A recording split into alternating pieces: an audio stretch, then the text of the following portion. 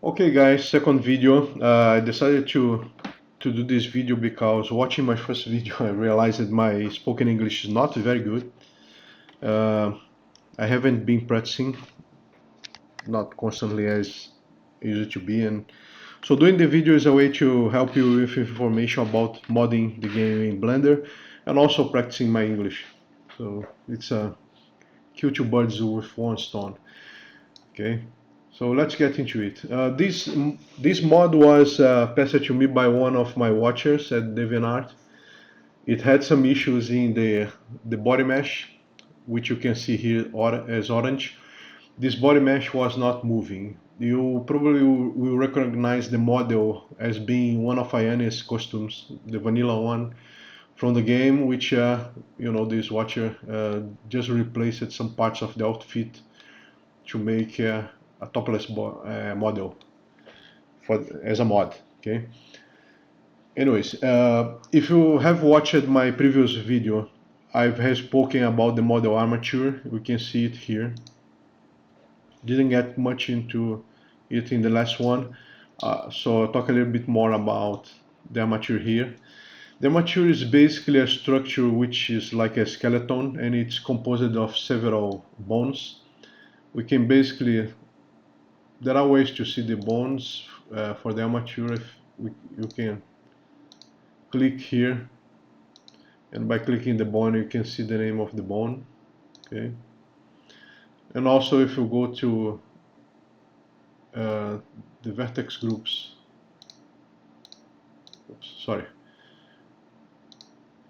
for any of the meshes, you can see also the name of the bones in this area. Okay, the bones are basically what gives movement to the model, to the meshes. So we'll see bones for the legs, bones for the torso, for the fingers, for several things. Even here in the top you can see some small bones which probably are responsible for movement of this hood mesh. If the model had a skirt, we would probably see bones for the skirt.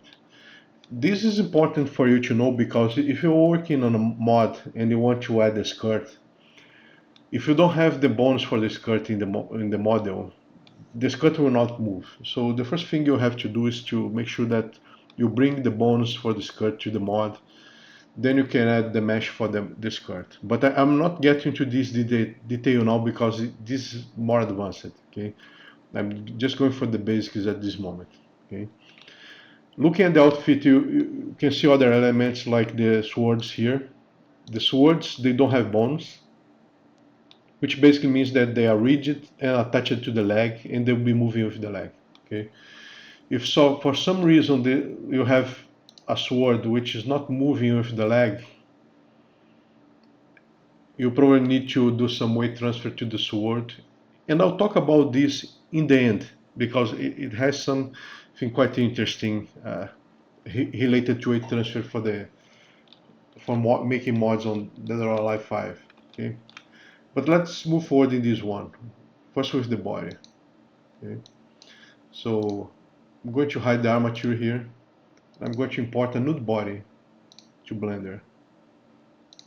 I like to work with the nude bodies because they have the entire surface for the body.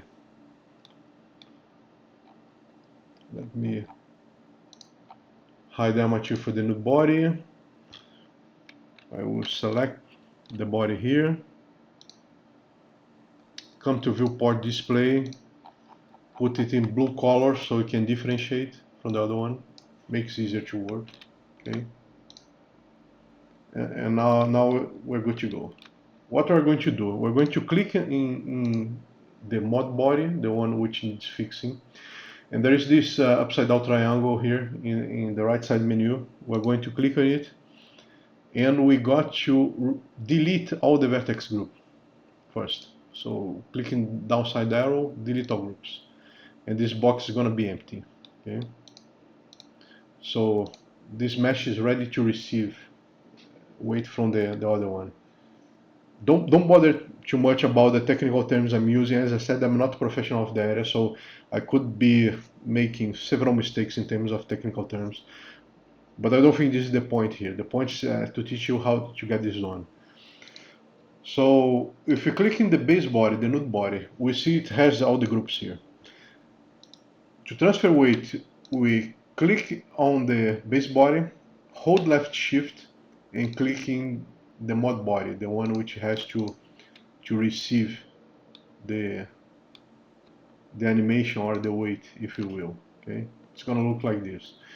And we go to texture painting. We can see both meshes in different colors here. From understanding, there is a way to manually paint weight in the mesh, so it can move, but I don't know how to do that. So I'm doing here the way I learned it in the internet, which works well and it's fast. I'm going to choose weight paint, weights, transfer weights. And in this down menu here, we will freeze operator. For vertex mapping, we choose nearest face interpolated. And for source layer selection, we go by name. That's all you have to change. And I like to unfreeze and freeze operator like 2 times, just to make sure Blender did what it had to do.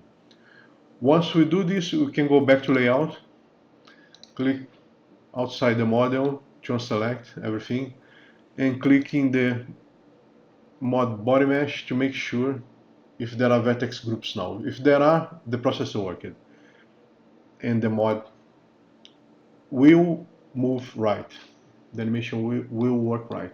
Okay. This body mesh, of course, has some damage on it. We can see here in the neck. Excuse me. And we got to use the same procedure as we used in the previous video to fix, but it will be slightly different. Okay. We'll be getting this mesh. Let me hide the nude body here so it doesn't get in the way.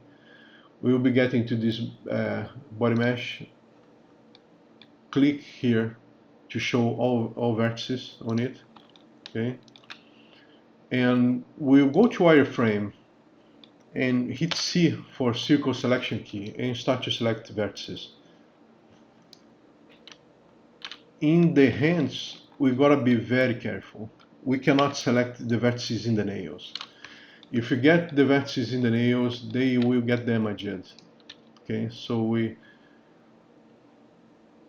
remembering why I use wireframe, because once you go circle selection key, you are selecting all vertices in both sides of the mesh, the one which is in front of us and the one in the back. Makes the process faster. So now we go left control and plus key in the keyboard, and we have all the vertices in the body selected, but not the nails. If you select the nails, what happens? The edge here is gonna deform and it's gonna look ugly in game. That's why we have to leave the nails outside of the selection. Once you have selected the entire body, right click, merge vertices by distance, and here go into the menu, click in the upside down triangle again to unselect the vertices, and now we have a smooth body. Okay, we have a smooth body and nice nails. That's the way to do. From this point on, it's like in the previous video. You export the mesh for the body, inject into the mod, and then you correct the normals with TMC's post-processing tool. If you don't correct the normals, you will see an interface between the neck and the head. Okay, you do everything right, like I just showed you, this body will work fine in game and is gonna move well, and the model will work. Now, for some specifics about weight transfer. Okay, remember I spoke before about the sword. We're coming back to the sword now. Let's say that this sword is not moving with the body. Okay, and his body moving game, and the sword remains static. It shouldn't. It should move with the leg. You can use a nude body like this to transfer weight from the nude body to the sword meshes. Okay, you have to transfer to each one of the meshes. you can see that the sword here has like 6 meshes. So you have to repeat this process to each one of the sword meshes by removing the vertex group and transferring weight from the nude body to the sword. But there is one trick. If you leave the nude body as it is, there is a chance that this sword will deform in game. Why? Because the transferring weight process, it uses the surfaces as reference. So what I like to do in cases like this, I like to come here to the nude body, okay, and delete the surfaces, reduce the amount of surfaces in this area. Do something like this. I delete here. I will delete here. As a matter of fact, all you have to leave is a small surface here. Right? You can basically remove everything here. This is the process that I do for several pieces of outfit, because there are pieces of outfit which will deform with the body. If you are talking about a belt will deform with the body, but there are pieces of the outfit which will not deform. A buckle, for example, on a belt will not deform. So for the buckle, you can, if you're transferring weight, you can do something like this. You can delete the surface in the nude body, the ones which you serve as reference, and have, because if you look here, we will have only a very small square, which weight will be transferred from this small square to the sword. That's how I avoid some pieces of the outfit which got to remain rigid to deform when transferring weight, and make sure that they will move with the mod body. Okay, so that's one of the tricks I use. There is another detail about weight transfer. When transferring weight, there are some areas in the body which can get really tricky, usually in between the legs here, and in this interface between the arm and the torso. And the reason is because the surfaces are too close to each other in these areas. Okay, if you go to wireframe, you can see in more details. There is no difference between one body to the other, but we're working with surfaces very close to each other here in this case, and we are transferring weight from one surface to the other, right? So there will be situations that will be convenient for you to delete some of the vertices in the base body in this area. Let's say you got a mod which has a shirt with short sleeve and the arm only goes from this point down. You'll not be transferring weight in this area, only from this point down in the arm. So you go to the base body, the blue one, and delete all the vertices in this area to make sure that they don't interfere with the arm from this point down. You know, it's a way to isolate the mesh, the area you are working in the meshes. And again, if you need a full body, you just delete this one from Blender and bring another full body on board, and keep on animating the other parts of the model. Okay. Another thing which can happen, we transfer the weight from the nude body to the mod body, to the orange one. There could be some situations in which you will see some disconnection, for example, between the fingers and the fingerless. Why? Because we don't know how these fingerless and the arm pieces of the outfit were animated. Okay, they probably were animated in a different way. And what we did in this body was just to transfer weight from a nude body to it. So don't be surprised if when you start to play in game, these parts don't move exactly like each other and you start to see some gaps here. If this happens, what you have to do is to get and transfer weight from the nude body to all these parts of the outfit. If you transfer weight from the nude body to the fingerless, you can be sure that you will not see any gap here. They will move together very well because they use the same base mesh as reference for animation. Okay, that's something that I noticed while modding the game. So do keep this in mind, that if you see these situations of disconnection, might be a good idea to come back to Blender, remove vertex groups for the fingerless, transfer weight from the nude body to the fingerless, and then to all these other parts. Be careful because, you know, as you can see here, this is not only the arm, it's in the leg too. So it can go out of control. You gotta pay attention to what you are doing, okay? But that's how I animate. When I ported some XPS models to last round, I basically get a nude body and start to transfer weight to every single piece of the outfit. It's how it goes, following these steps and these details that I shared with you. Okay. So I hope this helps you regarding weight transfer. It's the basics, and that's how I do. There is no quick way to learn modding this game. I'm doing these tutorials trying to pass to you what I've learned along 3 years modding. I don't want to throw too much information in one video by talking about capes, skirts, other elements in the mod which can be animated too. It's important that you have a learning curve. You know, retaining knowledge about how to use Blender, how to use the modding tools takes time. It's not something that you get from day to night. I had people who came to me in the past and saying, when I indicated the person to read the tutorials I've written, the person said, "No, no, I learned in a different way."